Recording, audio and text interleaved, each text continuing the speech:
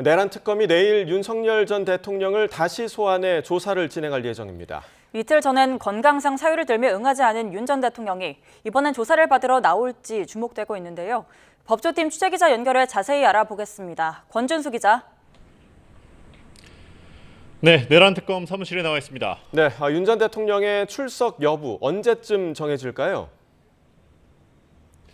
네, 내일 오전 중에 정해질 거로 보입니다. 내란 특검은 내일 오후 2시 윤 전 대통령을 소환해 조사를 진행할 예정인데요.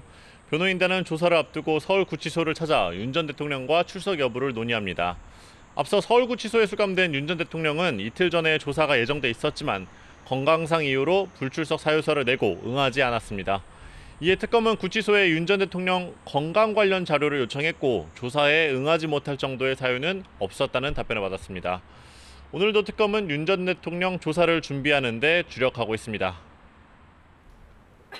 네, 특검은 오늘도 참고인 조사 등을 진행한다고요?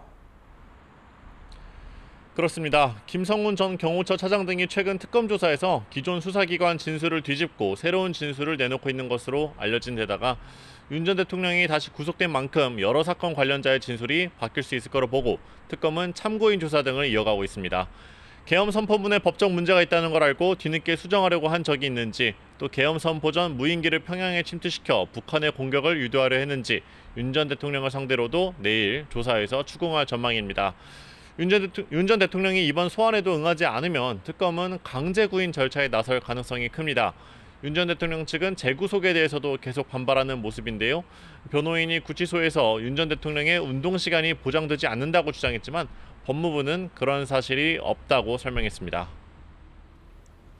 네, 또 김건희 특검은 오늘 여러 피의자에 대한 조사를 이어간다고요? 네, 김건희 특검은 오늘 오전 10시부터 삼부토건 부회장이자 웰바이오텍 회장인 이모 씨와 웰바이오텍 전 대표 구모 씨를 불러 조사하고 있습니다.